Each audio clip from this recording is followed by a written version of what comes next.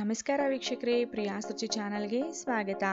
ನಾನಿವತ್ತು ಕೆಲವೇ ನಿಮಿಷಗಳಲ್ಲಿ ಸುಲಭವಾಗಿ ಮಾಡುವಂತಹ ಮಟ್ಕಿ ಕಾಳಿನ ಪಲ್ಯದ ರೆಸಿಪಿಯನ್ನು ತೋರಿಸ್ತಾ ಇದ್ದೀನಿ. ಈ ಮಟ್ಕಿ ಕಾಳು ಈ ರೀತಿಯಾಗಿ ಮೊಳಕೆ ಹೊಡಿಸಿದ್ರೆ ಆರೋಗ್ಯಕ್ಕೆ ತುಂಬಾ ಒಳ್ಳೆಯದು. ಇದರಲ್ಲಿ ವಿಟಮಿನ್ ಬಿ, ಐರನ್ ಕಂಟೆಂಟ್ ಮತ್ತು ಪೊಟ್ಯಾಷಿಯಂ, ಜಿಂಕ್, ಮೆಗ್ನೀಷಿಯಂ ಕಂಟೆಂಟ್ ಹೆಚ್ಚಾಗಿರೋದ್ರಿಂದ ಇದು ಚಿಕ್ಕ ಮಕ್ಕಳಿಂದ ಹಿಡಿದು ದೊಡ್ಡವರವರೆಗೂ ಎಲ್ಲರ ಆರೋಗ್ಯಕ್ಕೆ ತುಂಬಾ ಒಳ್ಳೆಯದು. ಬನ್ನಿ ಈ ಪಲ್ಯವನ್ನು ಯಾವ ರೀತಿ ಮಾಡೋದು ಅಂತ ನಾವು ನೋಡ್ಕೊಳ್ಳೋಣ. ಈ ಪಲ್ಯವನ್ನು ಮಾಡೋದಕ್ಕೆ ನಾನು 3 ಚಮಚದಷ್ಟು ತೆಂಗಿನಕಾಯಿನ ತಗೊಂಡಿದ್ದೀನಿ. ನೀವು ತುರ್ದಿ ಕೂಡ ತಗೊಳ್ಬಹುದು. 1 ಗಡ್ಡೆಯಷ್ಟು ಬೆಳ್ಳುಳ್ಳಿ, 1 ಕಪ್ಪಷ್ಟು ಕೊತ್ತಂಬರಿ ಸೊಪ್ಪು, 7-8 ಹಸಿಮೆಣಸಿನಕಾಯಿನ ಚೆನ್ನಾಗಿ ಎಣ್ಣೆಯಲ್ಲಿ ಹುರಿದು ನಾವು ತಗೊಳ್ಬೇಕಾಗತ್ತೆ. ಈಗ ಈ ಎಲ್ಲ ಸಾಮಗ್ರಿಗಳನ್ನ ನಾನು ಮಿಕ್ಸರ್ ಜಾರ್ಗೆ ಹಾಕೊಳ್ಬೇಕಾಗತ್ತೆ.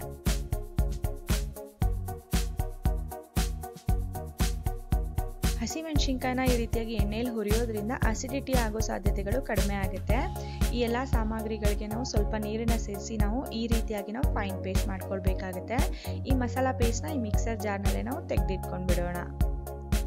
ಈಗ ನಾನು ಒಂದು ಕುಕ್ಕರ್ನ ತಗೊಳ್ತಾ ಇದ್ದೀನಿ. ಈ ಕುಕ್ಕರ್ಗೆ ನಾನು 2 ಚಮಚದಷ್ಟು ಎಣ್ಣೆಯನ್ನು ಹಾಕೊಳ್ತಾ ಇದ್ದೀನಿ. ಎಣ್ಣೆ ಪೂರ್ತಿಯಾಗಿ ಕಾದ್ಮೇಲೆ ಇದಕ್ಕೆ ಎಣ್ಣೆಯಲ್ಲೇ ನಾವು 1/4 ಚಮಚದಷ್ಟು ಅರಿಶಿನವನ್ನು ಹಾಕೊಳ್ಬೇಕಾಗುತ್ತೆ. ಸ್ವಲ್ಪ ಇಂಗನ್ನ ಕೂಡ ಹಾಕೊಳ್ಳಿ. ಎಣ್ಣೆಯಲ್ಲಿ ಅರಿಶಿನ ಹಾಕೊಳ್ಳೋದ್ರಿಂದ ಪಲ್ಯದ ಬಣ್ಣ ತುಂಬ ಚೆನ್ನಾಗಿ ಬರುತ್ತೆ. ಒಂದು 10 ಸೆಕೆಂಡ್ಗಳ ಕಾಲ ಚೆನ್ನಾಗಿ ಫ್ರೈ ಮಾಡ್ಕೊಳ್ಳೋಣ. ಫ್ರೈ ಮಾಡಿದ್ಮೇಲೆ ಈಗ 1 ದೊಡ್ಡ ಸೈಜ್ನ ಈರುಳ್ಳಿಯನ್ನು ಸಣ್ಣದಾಗಿ ಕತ್ತರಿಸಿ ನಾವು ಹಾಕೊಳ್ತಾ ಇದ್ದೀನಿ. ಈರುಳ್ಳಿಯನ್ನು ಕೂಡ ನಾವು ಚೆನ್ನಾಗಿ ಫ್ರೈ ಮಾಡ್ಕೊಳ್ಬೇಕಾಗುತ್ತೆ.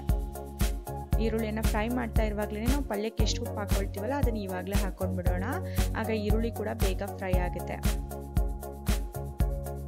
ಈರುಳ್ಳಿನ ಒಂದು 2-3 ನಿಮಿಷಗಳ ಕಾಲ ಚೆನ್ನಾಗಿ ಫ್ರೈ ಮಾಡಿದ್ಮೇಲೆ ನಾನೀಗ ಇದಕ್ಕೆ ಆಗಲೇ ಗ್ರೈಂಡ್ ಮಾಡ್ಕೊಂಡು ಇಟ್ಕೊಂಡಿದ್ನಲ್ಲ ಆ ಮಸಾಲಾ ಪೇಸ್ಟ್ನ ಪೂರ್ತಿಯಾಗಿ ನಾನು ಹಾಕೊಳ್ತಾ ಇದ್ದೀನಿ.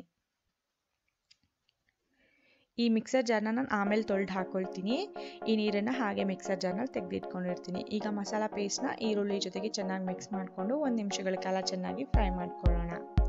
ಈಗ ಚೆನ್ನಾಗಿ ಮಿಕ್ಸ್ ಮಾಡ್ಕೊಂಡಿದ್ದೀನಿ. ಈಗ ನಾನು ಮೊಳಕೆ ಹೊಡಿಸಿ ಇಟ್ಕೊಂಡಿರುವಂತಹ 200 ಗ್ರಾಮ್ ಅಷ್ಟು ಮಟ್ಕಿ ಕಾಳನ್ನ ನಾನು ಇದರೊಳಗಡೆ ಹಾಕ್ಕೊಳ್ತಾ ಇದ್ದೀನಿ. ನೋಡಿ ಎಷ್ಟು ಚೆನ್ನಾಗಿ ಮೊಳಕೆಗಳು ಬಂದಿದೆ.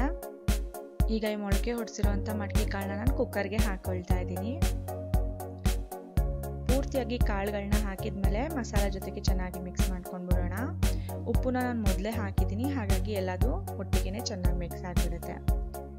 ಮಸಾಲ ಜೊತೆಗೆ ಚೆನ್ನಾಗಿ ಮಿಕ್ಸ್ ಮಾಡಿದ್ಮೇಲೆ ಈಗ ನಾನು ಆಗಲೇ ಮಿಕ್ಸರ್ ಜಾರ್ನಲ್ಲಿ ತೆಗೆದಿಟ್ಕೊಂಡಿದ್ದಲ್ಲ 1 ಕಪ್ಪಷ್ಟು ನೀರನ್ನು ಇವಾಗ ಹಾಕ್ಕೊಳ್ತಾ ಇದ್ದೀನಿ. ಮಿಕ್ಸರ್ ಜಾರ್ನ ಚೆನ್ನಾಗಿ ತೊಳೆದು ನಾನು ನೀರನ್ನು ಹಾಕ್ಕೊಂಡಿದ್ದೀನಿ. 1 ಕಪ್ಪಷ್ಟು ನೀರನ್ನು ಹಾಕೊಂಡ್ರೆ ಸಾಕು. ಒಂದ್ಸಲ ಚೆನ್ನಾಗಿ ನೀರನ್ನು ಹಾಕೊಂಡ್ಮೇಲೆ ಮಿಕ್ಸ್ ಮಾಡಿದ್ಮೇಲೆ ಇದು ಕುದಿಯೋದಕ್ಕೆ ಸ್ಟಾರ್ಟ್ ಆದ ತಕ್ಷಣ ನಾವು ಕುಕ್ಕರ್ನಲ್ಲಿ ಇಟ್ಟು ಮುಚ್ಚಿ ನಾವು 1 ವಿಷಲ್ಗಳು ಮಾಡಿಕೊಂಡ್ರೆ ಸಾಕಾಗುತ್ತೆ. ಹೆಚ್ಚು ವಿಷಲ್ಗಳು ಬೇಡ, 1 ವಿಷಲ್ ಸಾಕು. ಈಗ ನೋಡಿ 1 ವಿಷಲ್ ಆಗಿದೆ, ಕುಕ್ಕರ್ ತಣ್ಣಗಾಗಿದೆ. ನಾನು ಕುಕ್ಕರ್ದ ಲಿಡ್ನ ಓಪನ್ ಮಾಡ್ತಾ ಇದ್ದೀನಿ. ಪಲ್ಯ ತುಂಬ ಚೆನ್ನಾಗಿದೆ, ಕಾಳುಗಳು ಕೂಡ ತುಂಬ ಚೆನ್ನಾಗಿ ಬೆಂದಿದೆ.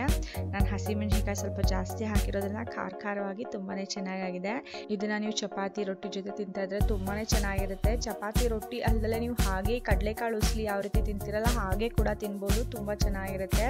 ನೀವು ಮಕ್ಕಳಿಗೆ ಒಂದು ಬೌಲಲ್ಲಿ ಹಾಕ್ಕೊಟ್ಬಿಟ್ರೆ ಹಾಗೆ ತಿಂದ್ಬಿಡ್ತಾರೆ, ಅಷ್ಟು ರುಚಿಯಾಗಿರುತ್ತೆ. ನೀವು ಕೂಡ ಒಂದ್ಸಲ ಟ್ರೈ ಮಾಡಿ. ನಿಮ್ಮ ಅನಿಸಿಕೆ ಅಭಿಪ್ರಾಯಗಳನ್ನ ನಮಗೆ ಕಮೆಂಟ್ ಮೂಲಕ ತಿಳಿಸಿ. ನಿಮಗೆ ಈ ರೆಸಿಪಿ ಇಷ್ಟ ಆಗಿದ್ರೆ ಪ್ರಿಯಾ ಸುಚಿ ಚಾನಲ್ಗೆ ಲೈಕ್ ಮಾಡಿ. ಇನ್ನೂ ಹೆಚ್ಚಿನ ಆರೋಗ್ಯದಾಯಕ ರೆಸಿಪಿಗಳಿಗಾಗಿ ಪ್ರಿಯಾ ಸುಚಿಯನ್ನು ಸಬ್ಸ್ಕ್ರೈಬ್ ಮಾಡ್ಕೊಳ್ಳಿ ಅಂತ ಕೇಳ್ಕೊಳ್ತಾ ಇವತ್ತಿನ ವಿಡಿಯೋ ನೋಡಿದ್ದಕ್ಕಾಗಿ ಧನ್ಯವಾದಗಳು.